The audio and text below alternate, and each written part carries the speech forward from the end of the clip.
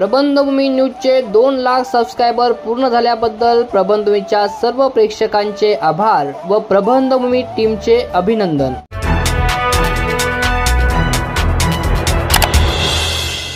संजय निरुपम जी की जो राजनीतिक समझ है वो शायद कम है या फीकी पड़ गई है। उनको घरेलू मामले और अंतर्राष्ट्रीय मामलों की राजनीतिक समझ कम है, जिसकी वजह से ये बचकाना बयान है उनका। बांग्लादेश की जो परिस्थिति है थोड़ी भयावह है और उसके जो संदर्भ हैं या उसकी गहराई में जाकर के उसको समझना बोलना पड़ेगा।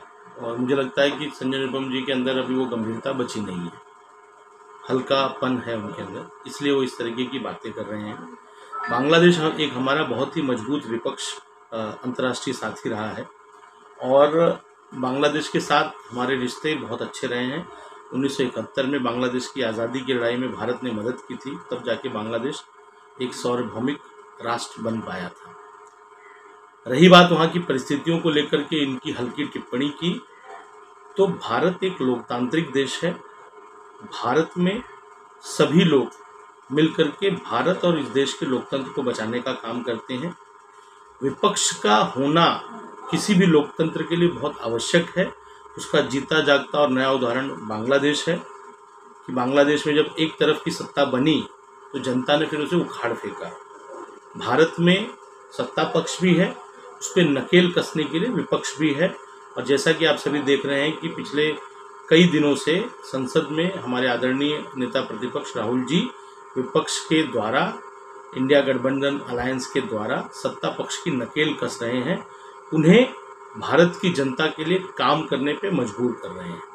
लगातार रोड के गड्ढों को लेकर कांग्रेस रोड रास्ते पे उतरी हुई है, उस पर आपका क्या रिएक्शन? देखिए, मुंबई शहर सबसे ज़्यादा टैक्स देता है, एक मुंबई कर सबसे ज़्यादा टैक्स देता है भारत सरकार को और महाराष्ट्र सरकार को, लेकिन उसके बदले में उसे क्या मिलता है? उसके बदले में उसे मिलता है सड़क पे गड्ढे। ये तो इसी तरह हुआ कि आपने एसी में, ट्रेन में एसी का टिकट 2 टायर का बुक कराया और आपको जनरल डिब्बे में उठा के फेंक दिया, कैसा लगेगा? बुरा लगेगा। तो आज जो परिस्थिति मुंबई शहर की है कि सड़क में गड्ढे हैं कि गड्ढे में सड़क है, समझ नहीं आता।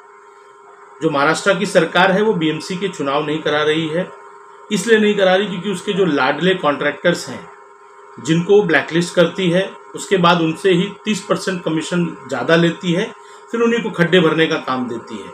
तो इसके विरोध में मुंबई कांग्रेस, हमारी अध्यक्षा वर्षाताई गायकवाड़ जी के नेतृत्व में यूथ कांग्रेस सड़कों पर जो गड्ढे हैं उनको लेकर के यूनिक प्रोटेस्ट, गड्ढा पेंट अभियान कर रही थी और वो अभी भी शुरू है। जहाँ जहाँ पर हमें गड्ढे मिलेंगे हम उसको पेंट करेंगे। उसके बाद बीएमसी की नाकामी को देखते हुए मुंबई यूथ कांग्रेस ने बीएमसी के जो वार्ड हैं, प्रभाग हैं, उनको ताला लगाने का काम लाडला खड्डा योजना के तहत शुरू किया है। Thank you. ठीक था ना?